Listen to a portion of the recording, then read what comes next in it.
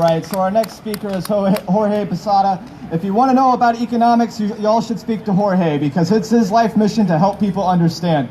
Like his great mentor, Ludwig von Mises, Jorge believes that familiarizing himself and others with the teachings of economics is, in our age, the primary civic duty. He is running for U.S. House of Representatives, District 4. Please welcome Jorge Posada.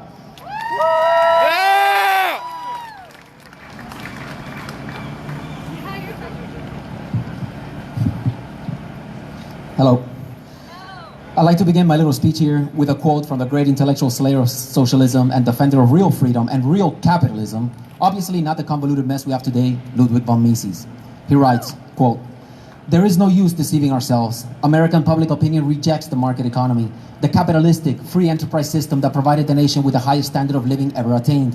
If we want to avoid the destruction of Western civilization and the relapse into primitive wretchedness, we must change the mentality of our fellow citizens. We must make them realize what they owe to the much vilified economic freedom, the system of free enterprise and capitalism. The issues of society's economic organization and every citizen's business. To master them to the best of one's ability is the duty of everyone." End quote. So next, I'd like to say a few things about economic freedom. There are excerpts from a small hour-long introduction to economics you can find for free at my campaign site, votebesala.com, and also an Amazon Kindle book titled The Primary Civic Duty, Economics for Citizens. Your life, the wealth you consume, the entire global economy, and thus all of human civilization is the inadvertent result of a simple concept, or better said, tradition. The tradition of private property. Private property means that a person owns and has the freedom to use his property as he decides or calculates. Our freedom to trade our private property with anyone in the entire planet inadvertently transforms billions of free people into a global supercomputer where all companies are motivated to innovate and learn from each other, thus inadvertently cooperate to discover superior information with which to serve customers and reorder all of mankind. Companies that don't successfully compete, innovate, and learn won't get enough revenue to pay a competitive wage, motivating employees to once again use their freedom to trade, this time their labor, to quit and join the increasingly better informed and thus more productive and thus higher paying companies. Just like in the Olympics, we can discover the best athletes in the world due to global competition, so does free trade among all nations allows the best ideas to compete and spread globally, thus ensuring the best possible global order.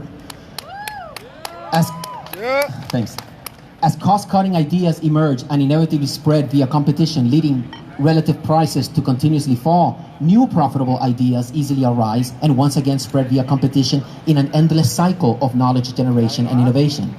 For example, computers were once very expensive, but once the price of making them came down enough, people easily realized that every home could have them, which gave birth to our computerized world and the internet and all the great things that flow from it. Now, government regulations are just information, not subject to continuous improvement and replacement via competition. So they paralyze entire industries, driving up costs. Compare the increasingly regulated, paralyzed healthcare sector, which has grown from consuming about 5% of the economic pie in 1960 to nearly 20% today, to the free, competitive IT sector, where even the poorest of Americans can afford amazing cell phones and technology. In the regulated and thus paralyzed healthcare sector, what a person must learn in order to legally offer medical advice via the licensing of doctors, where he must learn it via the licensing of medical schools, what chemical compounds can be legally consumed, how to test drugs, how the medical insurance industry should work, and countless other gigantic bodies of knowledge and information are dictated by monopolistic, competitionless bureaucracies like the American Medical Association, the Food and Drug Administration, and numerous others. By comparison, the information technology sector has very few government regulations, so competition motivates the creation and spread of inferior information at breakneck speed and is obviously transforming our world right before our eyes. Economic ignorance leads many to believe that since one has to be seemingly more careful with medicine, such monopolistic regulatory oversight is somehow necessary. This is irrelevant. If it is superior information that is needed, which includes how to figure out how careful to be, freedom and competition is the best way to discover it, period. My guess is that if the healthcare sector, or better yet, the entire worldwide economy was as deregulated, free, and competitive as the software sector, in a few months, the cost of healthcare would drop by 80%, the rate of innovation and prosperity would skyrocket, and I would guess that people who as of today have 10 years left to live might be able to even beat dying of old age. Only the truly economically woke can easily accept the feasibility of this statement. But human flight is impossible, obviously.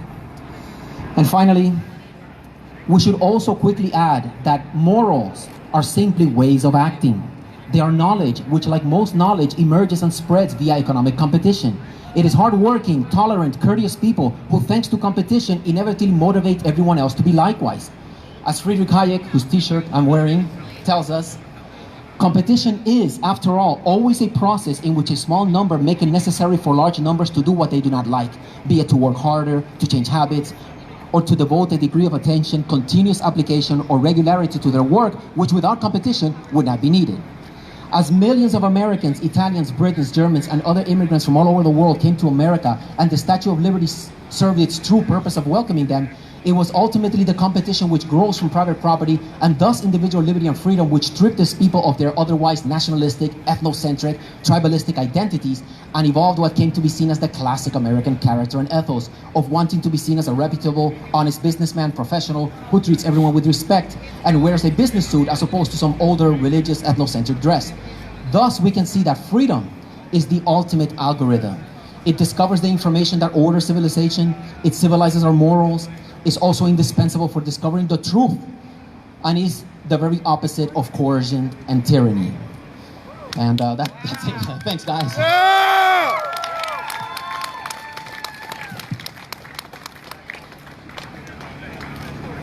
Jorge Posada, everybody.